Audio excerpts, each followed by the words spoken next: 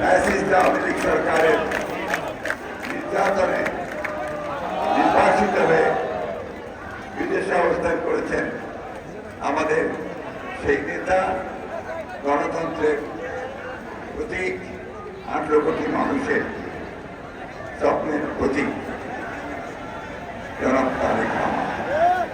মঞ্চে উপবিষ্ট জাতীয় নেতৃবৃন্দ, ভাই ও বোনেরা, আসসালামু আলাইকুম। আমার এখন বক্তব্য দেওয়ার কথা না, এই জন্য যে আমাদের নেতা অপেক্ষা করছেন, তিনি কথা বলবেন, উনি আমাদের এই আন্দোলনের নেতৃত্ব দিচ্ছেন। আমি শুধু একটি কথা বলতে চাই যে বাংলাদেশের মানুষ সব সময় গণতন্ত্রের জন্য সংগ্রাম করেছে, লড়াই করেছে। শুধু 1952 সাল নয়, সেই ব্রিটিশ আমল থেকেই বাংলাদেশের মানুষ তার গণতান্ত্রিক অধিকার জন্য সংগ্রাম করেছে, লড়াই করেছে। তারই ফলশ্রুতিতে আমরা আজকে দেখেছি যে এই ফ্যাসিবাদী আওয়ামী লীগ সরকার, শেখ হাসিনা সরকার দীর্ঘ 16 বছর ধরে এই দেশের জনগণের উপরে স্থির লড়াই চালিয়ে গেছে। সেই স্থির লড়াইকে উপেক্ষা করে বাংলাদেশ জাতীয়তাবাদী দল, যা প্রতিষ্ঠা হচ্ছে রহমান, দীর্ঘ সংগ্রাম করে আমরা আজকে একটা মুক্ত পরিবেশে উপস্থিত হয়েছি। বন্ধুগণ, গণতন্ত্র আর বিএনপি এই দুটা সমার্থক। শহীদ প্রেসিডেন্ট জিয়া রহমান একদলীয় শাসন ব্যবস্থা থেকে বহুদলীয় শাসন ব্যবস্থা নিয়ে এসেছিলেন। বেগম খালেদা জিয়া রাষ্ট্রপতি শাসন থেকে প্রধানমন্ত্রী পার্লামেন্টারি শাসন নিয়ে এসেছিলেন। একটা সুষ্ঠু নির্বাচনের জন্য তিনি সেই কেয়ারটেকার গভর্নমেন্ট প্রথা চালু করেছিলেন। বাংলাদেশের জাতীয়তাবাদী দল, আপনি দেখেছেন 2016 সালে বেগম খালেদা জিয়া ভিশন 2030 দিয়ে গণতন্ত্রের যদি সাস্টেইনেবল হয়, টিকে থাকে, তার জন্য সংস্কারের কথা বলা হয়েছে। আমরা কয়েকদিন আগে, বছর আগে আমরা আবার সেই 31 দফা দিয়ে আমরা সংগ্রাম করেছি, লড়াই করেছি।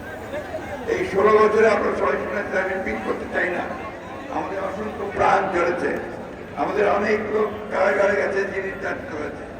আজকে এখানে অনেক রিক্সাওয়ালা ভাই আছে আশেপাশে, যারা সেই গ্রামে থাকতে না পেরে তারা শহরে চলে এসে এখানে রিক্সা চালিয়েছে। আমাদের অনেক ছাত্র নেতা, তারা এখানে রাস্তায় হকারের কাজ করেছে।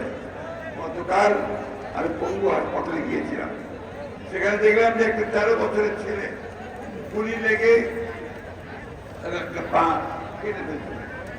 এই যে ত্যাগ, এই তিতিক্ষার মধ্যে দিয়ে বাংলাদেশ জাতীয় দল এগিয়ে চলেছে, গণতন্ত্রের সংগ্রাম এগিয়ে চলেছে। বন্ধুগণ, আজকে আমাদের সামনে একটা সুযোগ এসেছে, ছাত্র জনতার আত্মত্যাগের মধ্যে দিয়ে আমরা একটা সুযোগ পেয়েছি গণতান্ত্রিক রাষ্ট্র প্রতিষ্ঠা করবার। এই কথাগুলো আমাদের মনে রাখতে হবে, আমরা সেই সুযোগ যেন হারাই না হারাই। আজকে এমন একটা অবস্থা তৈরি করতে হবে যেন এখানে সত্যিকার অর্থেই গণতন্ত্রের আমরা প্রতিষ্ঠা করতে পারি।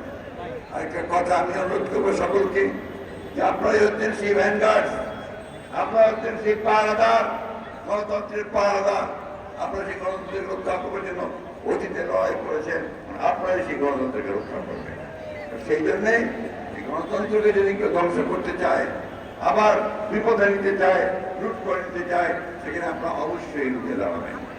আমি করতে পারবো না, শুধু এই সরকারের যারা দায়িত্বে আছেন তাদেরকে অনুরোধ করতে চাই, এখনো আমাদের মধ্যে, সরকারের মধ্যে সেই ফ্যাসিস্ট আওয়ামী লীগ সরকারের অনেক প্রেতাত্মা অবস্থান করছে। তারা সমস্ত যে প্রচেষ্টা আমাদের গণতন্ত্রে ফিরে যাওয়ার, সেই বাংলাদেশকে ফ্যাসিস্ট মুক্ত করবার, সেটাকে নস্যাৎ করবার জন্য তারা এখনো বসে আছে, চক্রান্ত করছে। এই চক্রান্ত থেকে রুখে দাঁড়াতে হবে। গণতন্ত্র দিবসে আজকে আমাদেরকে আবার সেই শপথ গ্রহণ করতে হবে, যেভাবে বুকের রক্ত দিয়ে আমাদের ছেলেরা এই সুযোগ সৃষ্টি করেছে, বুকের রক্ত দিয়ে হলেও আবার আমরা সেই সুযোগকে রক্ষা করবো, বাংলাদেশকে সত্যিকার অর্থে গণতান্ত্রিক রাষ্ট্রে পরিণত করবো। আমাদের নেতা, আমাদের তারেক রহমান সাহেব দেশে ফিরে আসবেন, দেশের বেগম খালেদা জিয়া চিকিৎসার জন্য বাইরে যাবেন, সুস্থ হয়ে ফিরে আসবেন।